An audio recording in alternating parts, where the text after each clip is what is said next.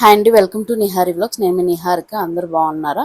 ఈ వ్లాగ్ వచ్చేసి మేము అరుణాచలం వెళ్ళినప్పుడు ఒకరోజు మా వాడిని తీసుకొనేసి స్కూటీలో గిరి ప్రదక్షిణ చేసాము.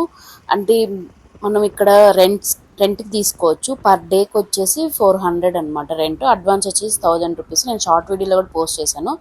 రెంట్ తీసుకోవడానికి నెంబర్ కూడా ఇక్కడ పెట్టాను చూడండి.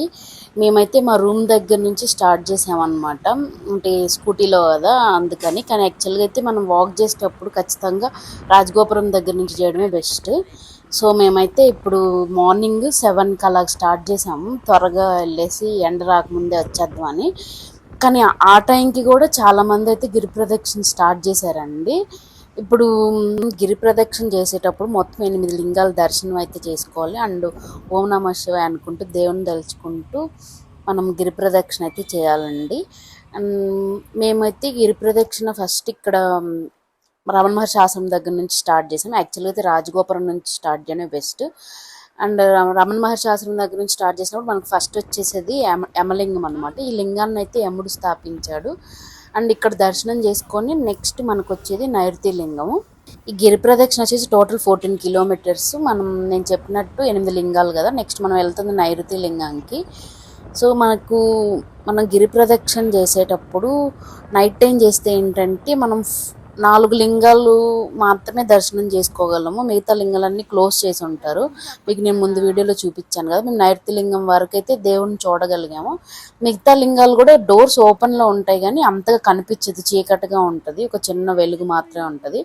సో మేము ఇలా వెళ్ళేటప్పుడు అయితే మధ్యలో మాకు ఒక నెమలి కనిపించింది. పక్కన అడవిలా ఉంటుంది రోడ్డుకి రైట్ సైడ్. సో ఇక్కడ నెమళ్ళు, జింకలు అవన్నీ కనిపిస్తాయంట.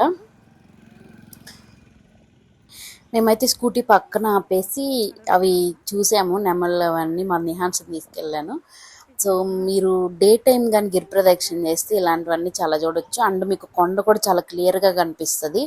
నైట్ టైం గిరి ప్రదక్షిణ చేసేటప్పుడు ఏంటంటే మనకి కొండగా అసలు కనిపించేది, చీకటిగా ఉంటుంది కదండి. అండ్ మీరు ఇలాంటి బ్యూటీ అంతా మిస్ అయిపోతారు అనమాట. ఈ చెట్లలో నుంచి వెళ్ళేది అది పగలుగా ఉన్నప్పుడు మనకి కొంచెం బాగా కనిపిస్తుంది కదా. ఈ బ్యూటీ, నేచర్ అంతా మనం చూడొచ్చు. అండ్ మేము ప్రతి లింగం దగ్గర అయితే ఆగి దర్శనం చేసుకున్నాము. నెక్స్ట్ నేను చెప్పాను కదా నైరుతి లింగం అని. ఈ నైరుతి లింగాన్ని వచ్చేసి నైరుతి దేవత స్థాపించింది. మీకు ఈ లింగాల విశిష్టతాన్ని నేను ముందు వ్లాగ్లో పోస్ట్ చేశాను.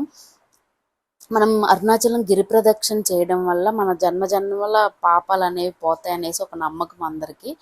సో ఇక్కడ మేము పగలు గిరి ప్రదక్షిణ చేయడం వల్ల ఏంటంటే, అది కూడా మేము స్కూటీలోనే వెళ్ళండి, మేము ప్రతి గుళ్ళో దేవుణ్ణి బాగా చూడగలిగాము. మేము మార్నింగ్ టైం వెళ్ళాం కాబట్టి అదే టైంకి అభిషేకం జరుగుతున్నాయి అన్ని లింగాలకి కూడా ప్రతి గుళ్ళో. అండ్ మేము ఇక్కడ గుడి చుట్టూరు ప్రదక్షిణలు చేయగలిగాము. కొంతసేపు కూర్చొని ప్రశాంతంగా ఉండగలిగాము అనమాట.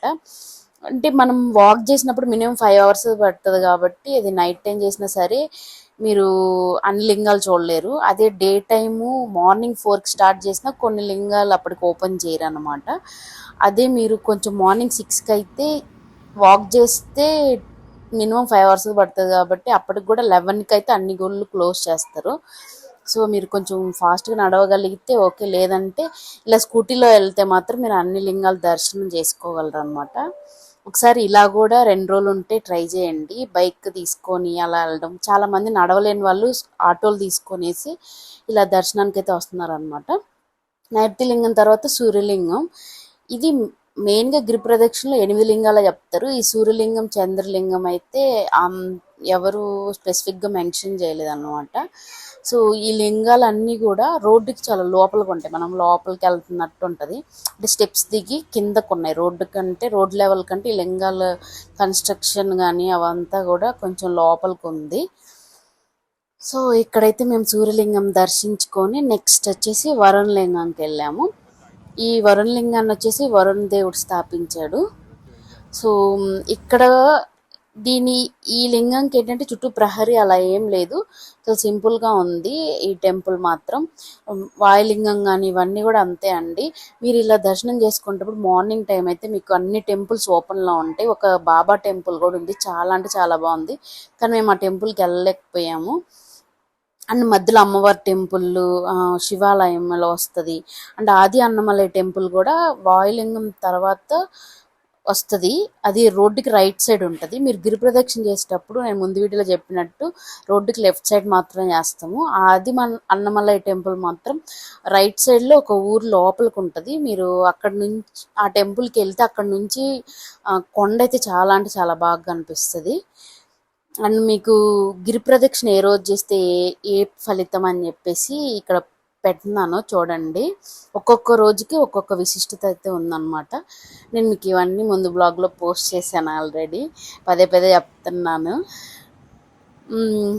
మా నిహాన్షన్ కూడా స్కూటీలో గిరి ప్రదక్షిణ చేసినట్టు ఉంటుంది తిప్పాలని చెప్పేసి మేము తిరిగాము. అండ్ అన్ని లింగాలు దర్శనం చేసుకోలేదు కదా ముందు రోజు గిరి ప్రదక్షిణ చేసినప్పుడు. ఇప్పుడైతే మార్నింగ్ టైం అన్నీ ఓపెన్లో ఉంటాయి అనేసి మేము గిరి ప్రదక్షిణకి వెళ్ళాము. అండ్ ఇలా వెళ్ళేటప్పుడు స్కూటీలో కొండ చూడండి చాలా అంటే చాలా బాగా కనిపిస్తుంది మీకు. నాకైతే డే టైం గిరి ప్రదక్షిణ చాలా బాగా నచ్చింది, కానీ నడిస్తే మాత్రం ఎండకి అంత త్వరగా నడవలేము. ఒకసారైనా ఇలాగ వెళ్ళాలనిపించింది.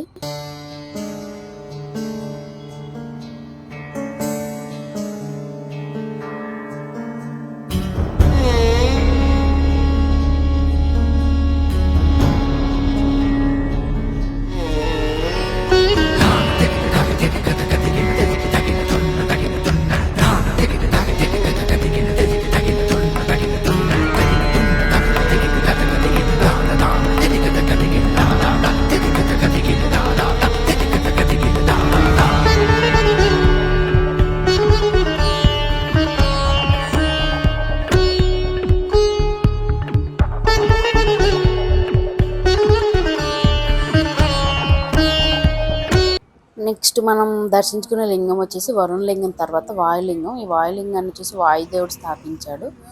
ఇది మనలో ఉండే జీవశక్తికి ప్రతీక అన్నమాట.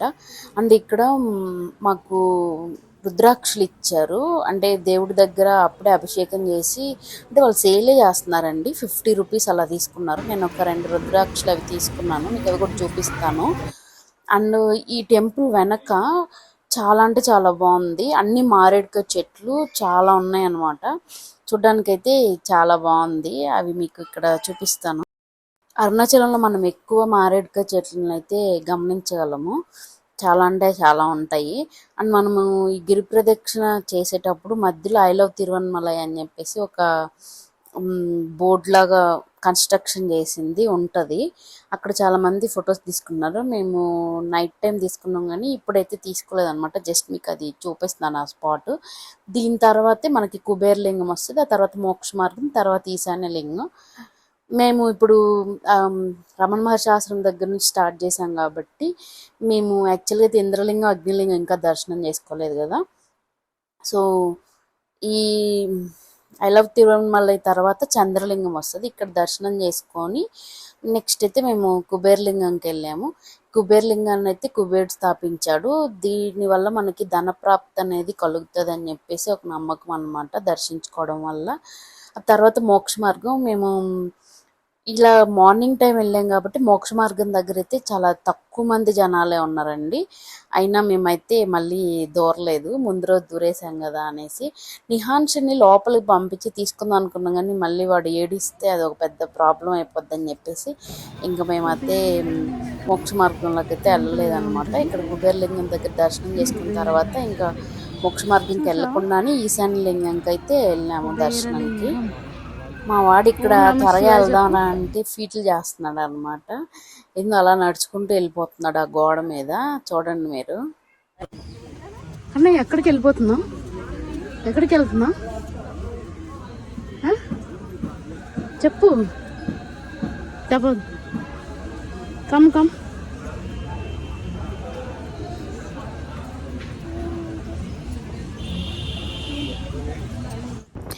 నెక్స్ట్ మనమైతే సిటీ లోపలికి వచ్చేసాము. ఇంకా రాజగోపురంకి దగ్గర ఈశాన్య లింగం వచ్చేసి రాజగోపురానికి కొంచెం దగ్గరలోనే ఉంటుందండి. ఇంకా ఫైనల్గా ఈ లింగాన్ని దర్శించుకున్న తర్వాత మనం రాజగోపురం దగ్గరికి వెళ్ళేసి మన గిరి ప్రదక్షిణ అయితే ముగించవచ్చు. కానీ మేము రమణ మహర్షి ఆశ్రమం దగ్గర నుంచి చేసామని చెప్పాం కదా స్కూటీలో కాబట్టి. సో మేమైతే ఇంకా ఇంద్రలింగం, అగ్నిలింగం, ఈశాన్యలింగం ఇవన్నీ దర్శించుకోవాలి. ఈశాన్యలింగంకి వెళ్ళేటప్పుడు ఈ సర్కిల్ దగ్గర నుంచి వెళ్తాం అన్నమాట. ఇక్కడ అక్కడక్కడ కొన్ని ఐకాన్స్ లాగా పెట్టారు, బాగున్నాయి. అండ్ మనం వెళ్ళే ప్రతి చోట ఇలాగా బోర్డ్స్ అయితే ఉంటాయి అన్నమాట, గిరి ప్రదక్షిణ దారి అని చెప్పేసి.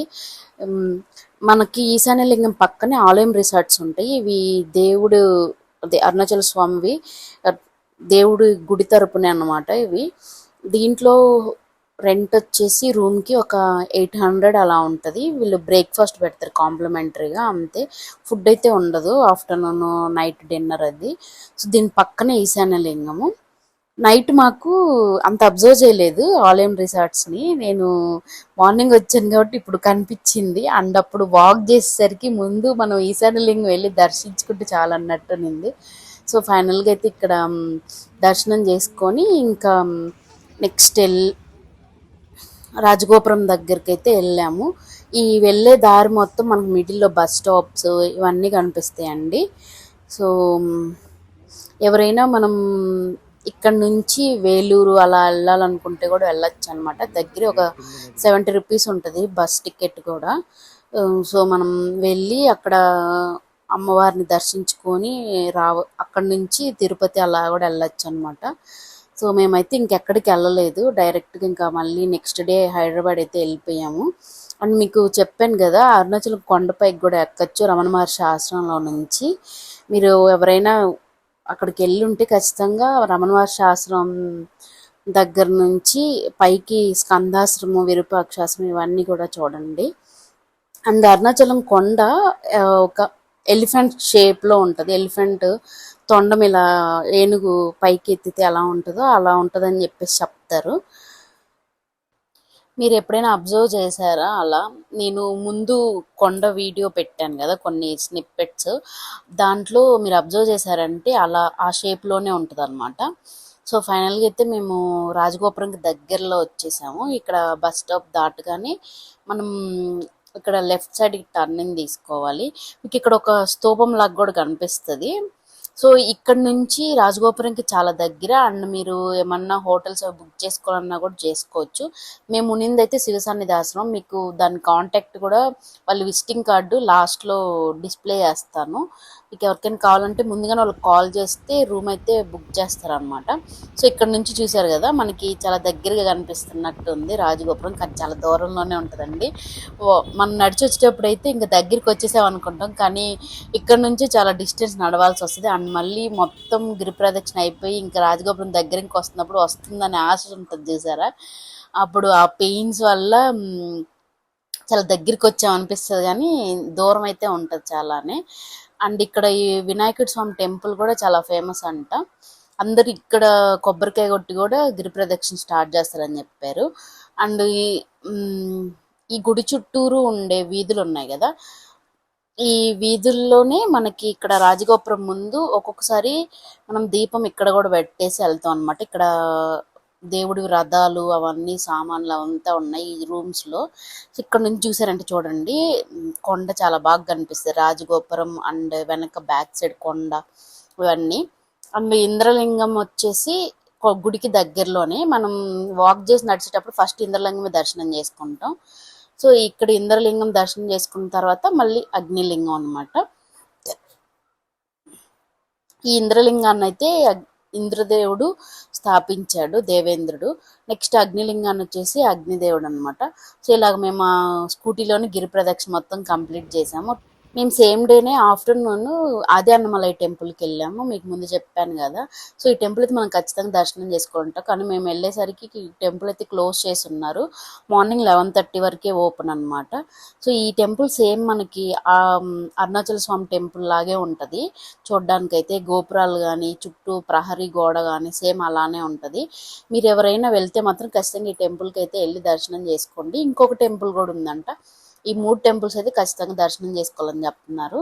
ఇదే అండి మా గిరి ప్రదక్షిణ దర్శనం అన్ని ముందు వ్లాగ్లో కూడా పోస్ట్ చేశాను. మీకు ఈ వీడియో కానీ ఇన్ఫర్మేటివ్ అనిపిస్తే please like, share, comment and subscribe to my channel. Thanks for watching. Me Niharika.